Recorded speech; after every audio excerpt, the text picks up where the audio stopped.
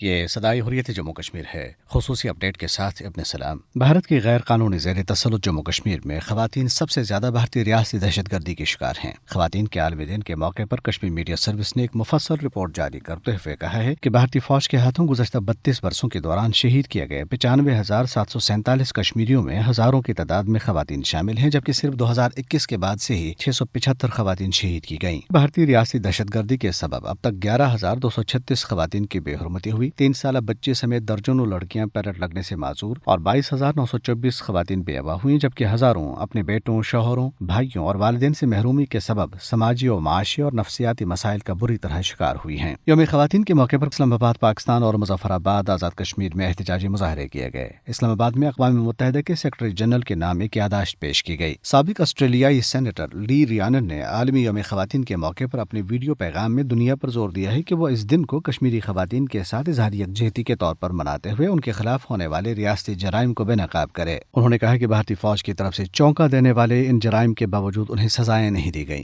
دوسری طرف آسٹریلیا ہی کے ریاست نیو ساؤتھ ویلز کے سینیٹر ڈیوڈ شوبرج نے ہندو انتہا پسند تنظیموں پر پابندی عائد کرنے کا مطالبہ کیا۔ ہندو انتہا پسندوں کی طرف سے سکھ کمیونٹی کے 4 ارکان پر ایک حالیہ حملے کا حوالہ دیتے ہوئے انہوں نے ریاستی حکومت سے سوال کیا ہے کہ امریکی CIA کی جانب سے وشو ہندو پریشد کو انتہا پسند مذہبی عسکری تنظیم قرار دیے جانے کے باوجود کیا وہ ان نیو نازی گروپس کی نگرانی نہیں کر رہی؟ اپڈیٹ ختم ہوا۔ آج خواتین کا عالمی دن ہے، تاہم بھارت کے غیر قانونی زیر قبضہ جموں کشمیر میں بھارتی فوجیوں، پولیس اہلکاروں اور خفیہ ایجنسیوں کی طرف سے کشمیری خواتین پر ظلم و جبر کا نہ ختم ہونے والا سلسلہ جاری ہے، جبکہ کشمیری عوام انسانی حقوق کی بدترین خلاف ورزیوں کا شکار ہیں۔ اس حوالے سے خاتون حریت لیڈر اور کشمیر وومن فورم کی چیئرپرسن محترمہ شمیم شال کہتی ہیں: ہم دنیا کی ان تمام خواتین کو مبارکباد پیش کرتے ہیں جنہوں نے خواتین کے حقوق کے لیے آواز بلند کی۔ مقبوضہ جموں کشمیر کی خواتین ذہنی طور پر، جسمانی طور پر اور نفسیاتی طور پر بے تحاشا تشدد، بربریت اور جبر کا نشانہ ہے۔